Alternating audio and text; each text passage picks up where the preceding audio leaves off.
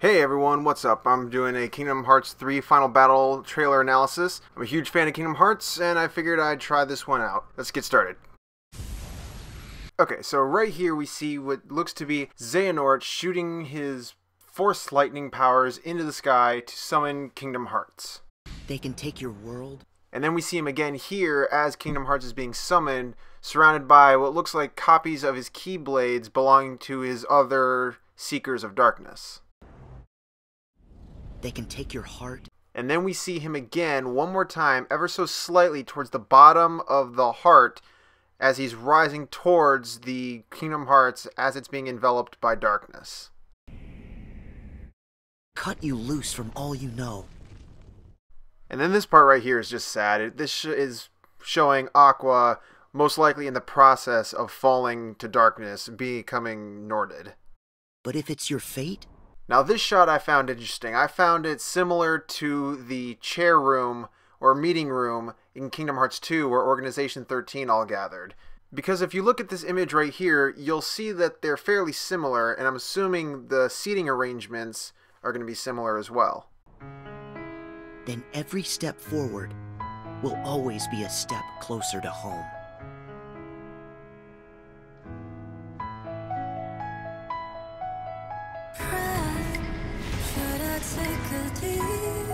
And then next we're just getting some serious destruction on both the Olympus part and the Monsters Inc. part. It's raining Heartless, the whole area is being destroyed. It's as if it's complete and utter chaos.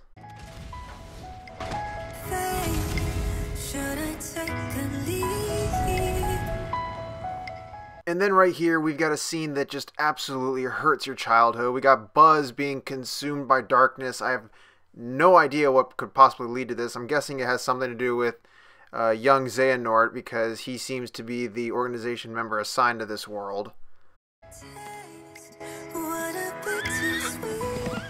And then right here we've got what's most likely Rapunzel not taking any more shit from her mother, followed by Sora and the gang with Flynn and the horse, I don't remember his name, most likely riding off to her rescue.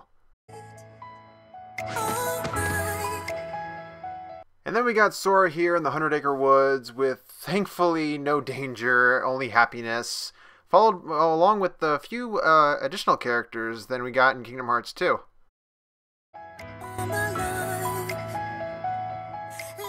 And then we got Sora, Donald, and Goofy in what appears to be Traverse Town, I'm hoping, with Scrooge McDuck and Remy atop Sora's head. And then he comes down and gives him a cute little high five like they do in the movie Ratatouille. And next we get a few quick scenes from different worlds. The Frozen Let It Go scene, which I'm guessing if the song's not included, people might riot. Followed by the ending. Then Pirates of the Caribbean at World's End with Jack fighting Davy Jones.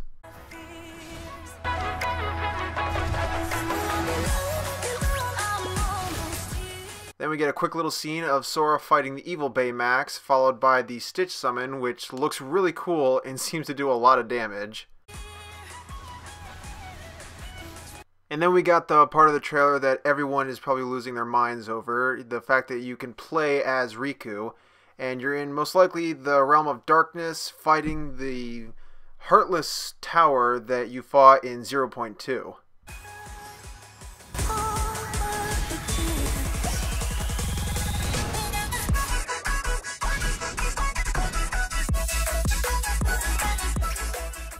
And then we got a few more scenes of the Remy summon, which looks pretty cool. You hit the Heartless with a frying pan. Then a few other mini-games from the other different worlds, which look pretty interesting.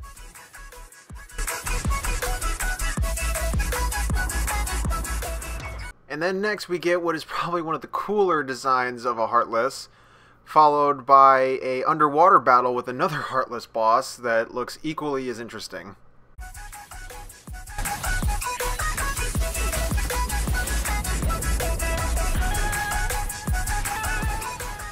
Then the very next scene is pretty interesting because it seems that we get to take control or pilot one of the toys from the Toy Story world, which seems pretty interesting.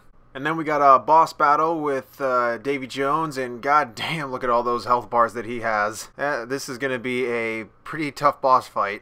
And then we get the boss from the Monsters Inc. world, followed by the boss from the Tangled world, which looks pretty interesting and might have some interesting mechanics to it. Like it could have you scaling the tower and knock it off before it collapses the tower itself. And then we get a Heartless army taken to the nth degree with Sora fighting who knows how many Heartless that is. It looks really amazing, and I just can't wait. This is most likely taking place at the Keyblade Graveyard, given the scenery, the desolate area, the barren wasteland, and I just can't wait to play that. So tomorrow, you and me in the ring. You ready? Don't hold back, Lee. Promise? I want you for a lifetime. And then we got a scene that just leads to complete and utter sadness. We get Kairi and Lee talking about the fight that they're going to be partaking in tomorrow, having some sea salt ice cream, enjoying the sunset like Axel used to do with Roxas and Xion. And then Kairi says, "Don't hold back, Lee, promise," which causes him to look over and see Xion, even though he doesn't even remember who she is. And the reason that entices him to see her is because that's the exact same last words that she said to Axel just before they fought and she went to Roxas. And I'll play that clip for you now. "They're gonna destroy you!" Please don't hold back, Axel. Promise. Don't hold back, Lee. Promise?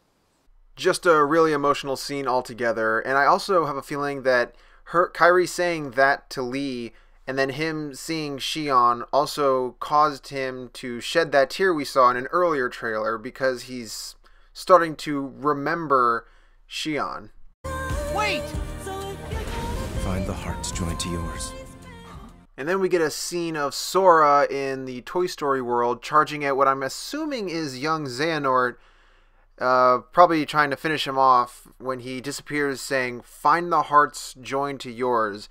And I'm trying to assume whose hearts he's talking about, because we know Ven who's joined his heart to his, but I wonder if any other characters I'm not remembering have joined their hearts with Sora.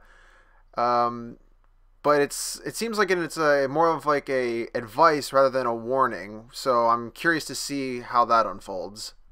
I would hate to think we invited you back into our ranks, only for you to fail to deliver our final vessel. And then we get teased the ever-loving shit out of us by having this unknown organization member being told to retrieve the final vessel after being graciously invited back into the organization's ranks. And I have a few theories about who this person could be. People are saying it's Roxas or Xion, but I don't believe that. This person is too tall and too built. I believe it's Marluxia. And my reasoning behind this is because Marluxia betrayed the organization and in Chain of Memories. And the organization knew about that. That's why they sent him and a few others that they didn't find trustworthy to Castle Oblivion, and then sent Axel with them to root out the traitors and destroy them. And then we also saw Marluxia in a previous trailer, and so they would have to invite him back into the ranks because he had left the organization from betraying them. And just look at him right now. He's tall, he's built. I swear, I think it's Marluxia. Join your heart With mine!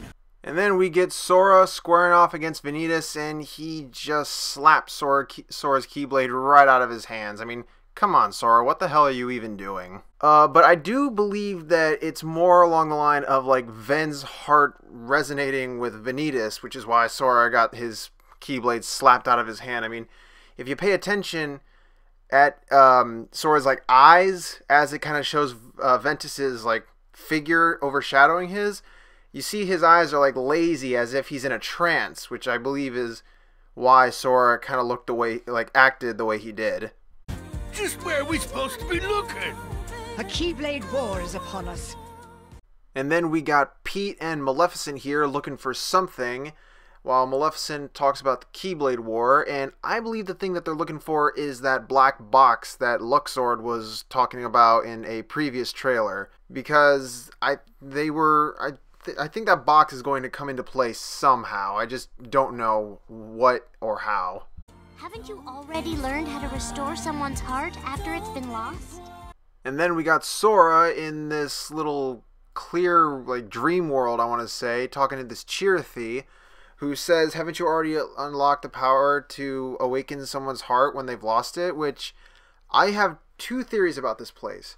One, it's before the upcoming battle, where Sora's just a little hesitant, and he gets, like, a reminder somehow, I don't know how he gets here, but he gets a reminder from this Chirithy letting him know that he can still awaken people's hearts, that he can still save them. That's my first theory. But my second theory, which I'm more inclined to believe, is that this is actually after the Keyblade War, when all of Sora's friends have been taken.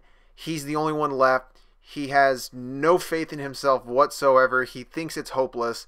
And he gets, like, teleported to that place where that Chirithy shows up and, like, gives him a quick training or a quick, like, boost or power up of some kind by saying, and, like, reminding him, you have the power to awaken people's hearts that have been lost in darkness, which is kind of like a way of saying your friends can still be saved.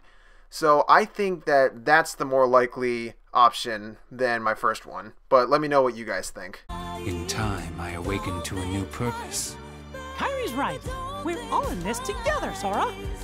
And then we got Lee and Aiza sitting here on top of the clock tower, most likely talking things over before their initial fight. And you see Lee is holding out, has 2 sea salt ice cream cones, most likely one meant for Aiza, but he's just like, nah, I don't want none of that shit. And so I'm just curious about what new purpose Aiza means when he says, like, in time I've awoken to find a new purpose. Is he talking about becoming a seeker of darkness, or is he talking about something else? Either way, it looks like they're trying to talk things out before the initial conflict. And then we got Mickey telling Sora that Kyrie is right, we're all in this together, while they're all at Master Yen Sid's place. And I believe this is like Kyrie's response to maybe Sora's telling her to stay there and not partake in the fight, you know, him being the overprotective boyfriend that he is. But it's interesting because it just shows that he is, like, hesitant, doesn't want to lose anybody.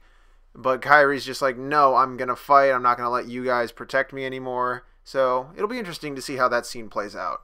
Please, I have created enough victims. All of the children sacrificed in the name of your research. And then here we have a little bit of an interesting scene with Diz, or Ansem the Wise. That guy is still kicking, apparently. I don't know how he survived that blast in Kingdom Hearts 2. But he's talking with one of the Seeker of Darknesses, the Ansem Heartless, saying that he's created enough victims. Most likely it's maybe him, like, saying, please don't do this. Please, I don't want there to be any more victims. And then Ansem, the Heartless Ansem, kind of throws it in his face, saying, like, well, all those children you sacrificed in the name of your research, like, saying both their hands are dirty. But it's interesting to see, like, Diz or Ansem the Wise try and, like, talk Xehanort, or one of Xehanort's Seekers of Darkness, out of doing all this. So I'm just wondering how that'll play out.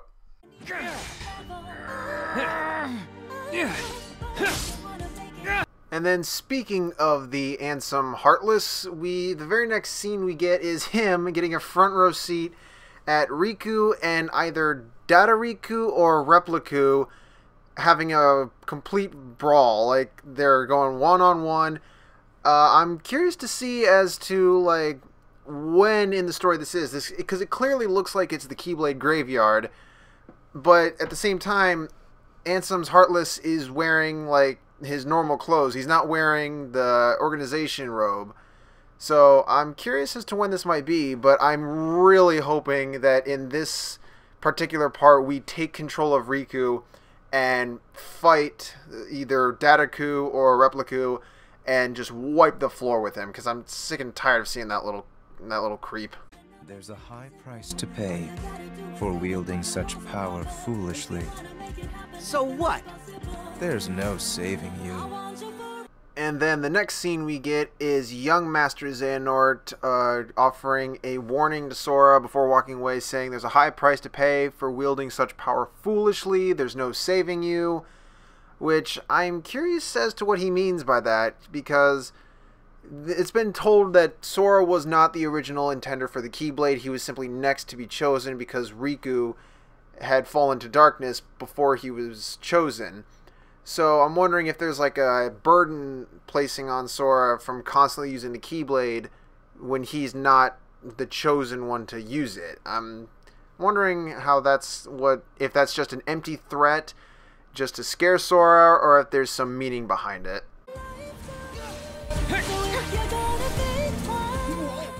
And then the very next shot is the actual war. We've got the whole gang, Sora, Riku, Kairi, Donald, Goofy, Lee, Mickey, all fighting these Heartless that Repliku is like creating like a madman, which leads me to believe that this, in this point of the game, is where they're going to be getting rid of him, because he's just going to be spamming that shit like crazy, so they definitely need to get rid of him.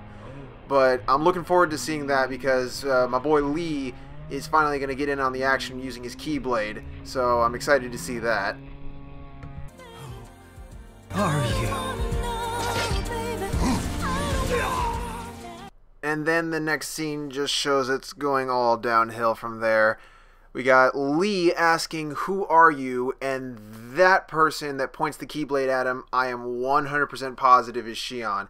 Because A, their face is covered by the hood. They seem shorter than Lee, because right now in that scene Lee is kind of like hunched over asking, "Who are you?" And just like I said, he's asking, "Who are you?" He doesn't know who this person is, because if it's Xion, he would have no memory of this person whatsoever. And like I mentioned previously, with Lee having these like memories of Xion appearing when he was talking with Kairi, just leads me to believe it even more. She's the one who uses the Kingdom Key besides Sora. It just makes perfect sense to me. And then very next thing that happens is Xemnas using his beam dome attack to completely body Lee. Come on, man. You know you gotta press triangle and X at the same time, man. You gotta do that. And it's just hard to watch, because he's just getting absolutely destroyed. And then this scene here kind of has me stumped, because I don't know any of the organization members, or Xemnas for that matter, who uses chains as their attack. My only thought is Ericus, but I don't see him falling to darkness anytime soon. And so maybe Master Xehanort like learned that trick after he killed Ericus, so that's a possibility. But also, oddly enough, you see Ven there, and as to whether he's like conscious, like he's got his heart back, or if he's still just there and that's like a quote-unquote ceremony / ritual to get his heart out of Sora and force it back into Ven's body, I don't know. But now that I just said that, it actually sounds kind of interesting. And then we got Mickey fighting Luxord, who sucks Mickey into his card or something, like imprisons him. I don't know, maybe a way of taking Mickey out of the game. It's kind of interesting, because it looks like Mickey is caught off guard, or like he's surrounded and couldn't get out. And then we got an enormous laser beam coming coming towards the group or coming away from them. But then in the aftermath, you see Donald holding out his wand as if to block it, and then he collapses like he's dead, which is really unsettling to me, because in Kingdom Hearts 2, Goofy quote-unquote died, even though he was just knocked unconscious. But this looks like it could be permanent, because if you pay attention, to Donald's body as he's falling, you see like light coming off of him, as if the light is leaving his body. And he's not moving. And, like, clearly he's not moving because he's either passed out or dead, but still, it'd be a bold move for them to take to kill off Donald. So, yeah, that'll be interesting. And then here we've got the moment that made every fan dread playing this game, because we got Kairi and Lee being taken away by a stream of Heartless. Then we got Donald, Goofy, and Mickey being taken away by a stream of Heartless. And then Sora reaches out his hand to try and save Kairi, and then she gets ripped away into a giant Heartless typhoon, which really looks grim. I mean, I don't know what's going to happen to them inside. Like, maybe they, like, lose their hearts, and it's, like I mentioned earlier with the Chirithy, maybe it's up to Sora to retrieve their hearts. Maybe they get locked away in an even deeper part of the Realm of Darkness. Or maybe they just get trapped there permanently. Like Sora has to somehow fight his way through those millions of Heartless to get to them. But it does not look good, and I am scared to find out what happens. Sora, you don't believe that. I know you don't.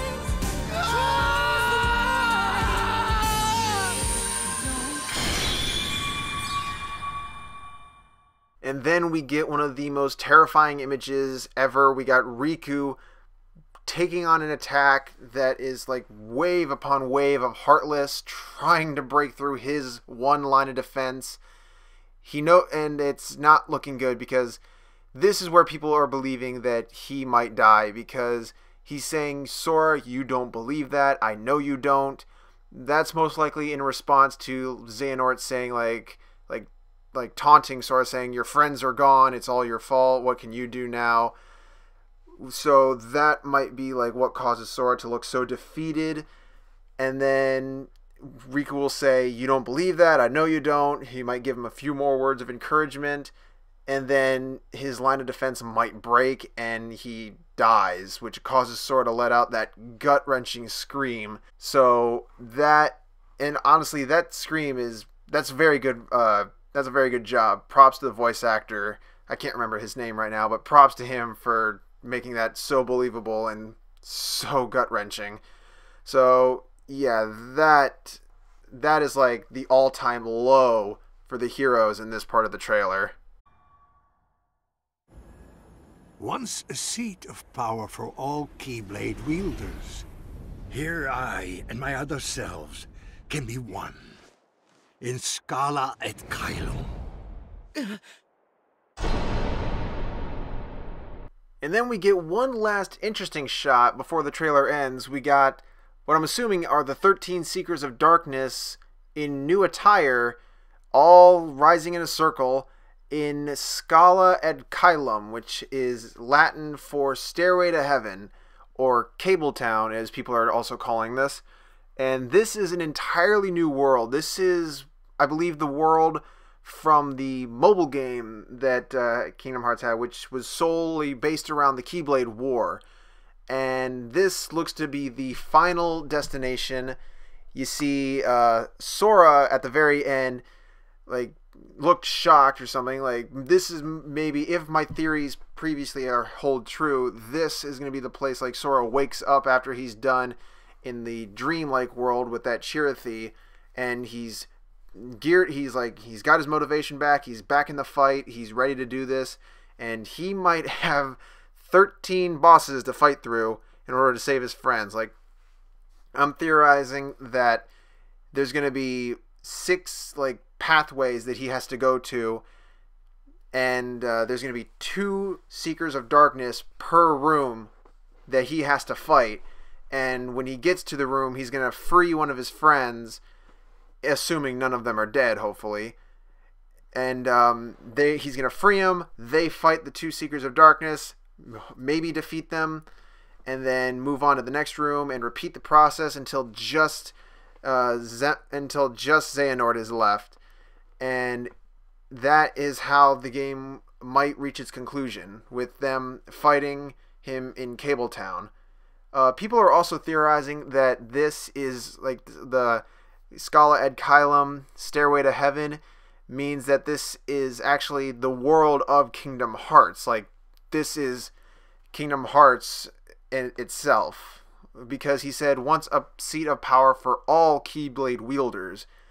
And Keyblade wielders, like, fought for the light. So maybe this is, like, Kingdom Hearts itself, which would be very interesting. So, we'll see how that turns out. And that is it for my very first theories/analysis video of the Kingdom Hearts 3 Final Battle trailer. Let me know what you guys think. Did you agree with my theories? Do you think some of them are complete bullshit? If you have theories of your own, be sure to let me know in the comments, and I'll let you know what I think of them. So, until next time, see you guys.